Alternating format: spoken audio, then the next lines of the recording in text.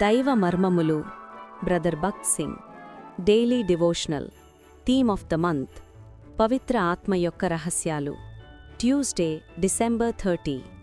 ఆ 24 పెద్దలు సింహాసనమునందు ఆసీనుడైయుండు వాని ఎదుట సాగిలపడి యుగయుగములు జీవించుచున్నవానికి నమస్కారము చేయుచు తమ కిరీటములను ఆ సింహాసనము ఎదుట వేసిరి. ప్రకటన 4:10-11. పెద్దలు జయించువారికి సాదృశ్యముగా నున్నారు. వీరు స్తుతి ఆరాధనతో నిండినవారు. జయించువారు అని చెప్పుటకు బలమైన రుజువు వారి స్తుతి ఆరాధనయే. మంచి బోధ కలిగి ఉండి ఆరాధన చేయలేకపోయినచో మనము ఆత్మీయముగా ఎదగజాలము. బైబిల్ జ్ఞానము కలిగిన విద్యావంతులు ప్రార్థించుట ఎరుగుదురుగాని ఆరాధించుట ఎరుగరు. లూకా 7:38లో ఒక పాపపు స్త్రీ ప్రభువు పాదములను ముద్దు పెట్టుకొనుట చూచుచున్నాము. ప్రభువు తన పాపమును క్షమించెనని ఎరిగి ఆమె ప్రభువు పాదములను ముద్దు పెట్టుకొని పాదముల మీద అత్తరు పోసెను. అది ఆరాధనకు గుర్తుగా నున్నది. అనుభవముతో కూడినదే ఆరాధన. రక్షణానుభవమును కలిగినవారు మాత్రమే ప్రభువును ఆరాధించగలరు. అలసిన వానిని ఊరడించు మాటలు. Daily meditations from the ministry of brother Bakht Singh. దేవుడు ఎట్టి శ్రమలలోనున్న వారినైనను ఆదరించుటకు శక్తిగలవారమగునట్లు ఆయన మా శ్రమ అంతటిలో మమ్మును ఆదరించుచున్నాడు. 2 కొరింథీ 1:4. రూబేను అనగా యెహోవా చూచెను లేక యెహోవా నా శ్రమను చూచియున్నాడు అని అర్థము. ఆదికాండము 29:32. నీకు కలిగిన శ్రమలు, బాధ, దరిద్రత మరియు పరీక్షల నుండి ఆయన నిన్ను తప్పించునని నీ హృదయమునందు విశ్వసించుము. మనుష్యుల కనికరము కొరకు ఎదురుచూడకుము.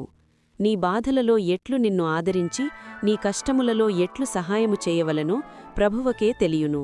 ప్రభువు నీ శ్రమలన్నిటినీ చూచునట్లు నీవు అనుమతించవలెను. పౌలు అత్యధిక శ్రమలను పొందెను. 2 కొరింథీ 1:3-10. అతనిని ఆదరించుటకు ఎవరునూ లేరు. అతడు శక్తికి మించి అణచబడెను. వాస్తవముగా బ్రతుకుదునన్ను నిరీక్షణ అతనికి లేదు. అప్పుడు దేవుడు వచ్చి అతనిని కాపాడి విడిపించెను. అందువలననే ఇతరులను నేను ఆదరించగలను అని తనకు తాను చెప్పుకొనెను. దుఃఖపడువారికందరికీ ఎట్లు సహాయము చేయవలనని తెలుసుకొనవలనని దేవుడు పౌలు జీవితములో శ్రమలను అనుమతించెను.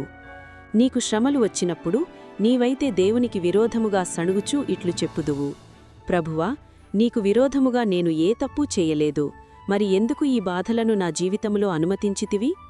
అయితే ప్రభువు ఈ శ్రమలన్నిటినీ పాపములకు శిక్షగా పంపించినదిగాని నీవలే అకరలోనున్న వారిని ఆదరించుటకు నీకు తర్పీదునిచ్చుచున్నాడు. కష్టములు, శ్రమలు, హింసలన్నిటి ద్వారా ప్రభువు మనలను పరలోకపు పిలుపుకై సిద్ధపరచుచున్నాడు. వీటన్నిటి నుండి మనము ఆత్మీయముగా బలపరచబడదమని మనకు తెలియును. ఉదాహరణకు, ఎత్తైన కొండలపై బలమైన గాలి వలన బలమైన ఎత్తైన చెట్లు పెరుగును. అదేవిధంగా తుఫానుతో కూడిన జీవితము అనగా హింసగాని, బాధగాని, దారిద్ర్యతగాని, పరీక్షగాని, రోగముగాని, ఒంటరితనముగాని, కుటుంబ కలహముగాని మనలను శిక్షించుటకు కొరకు కానిగాని ఆయన మనలను ఆత్మీయముగా బలపరచుటకే అనుమతించును. నేను రక్షించబడిన తర్వాత నాకు కలిగిన బాధలన్నిటి బట్టి నా హృదయపూర్వకముగా నేను ఆయనకు కృతజ్ఞతలు చెల్లించితిని. 1927 నుండి 1935 వరకు ప్రభువు నా జీవితములో అన్ని విధములైన శ్రమలను అనుమతించెను. వాటన్నిటి బట్టి నేను ప్రభువుకు కృతజ్ఞుడను. ఆయన నాకు కృప చెల్లించెను. నేను ఎప్పుడైనా సనిగినట్లు నాకు గుర్తులేదు. ఇది దేవుడు నా కొరకు ఏర్పాటు చేసిన ప్రణాళిక అని నేను నమ్మితిని. ఆ దినములలో ఆయన నాకు ఎన్నో ఆత్మీయమైన పాఠాలను బోధించి ఆయన నాకు నిజముగా ఎంతో ప్రశస్తముగా అయ్యెను. మనమివి అన్నీయూ ఏ పుస్తకాలు చదువుట ద్వారానో కాలేజీకు వెళ్ళుట ద్వారానో నేర్చుకోలేము. ప్రభువు నీ శ్రమలలో నిన్ను చూచెనని జ్ఞాపకముంచుకొనుము.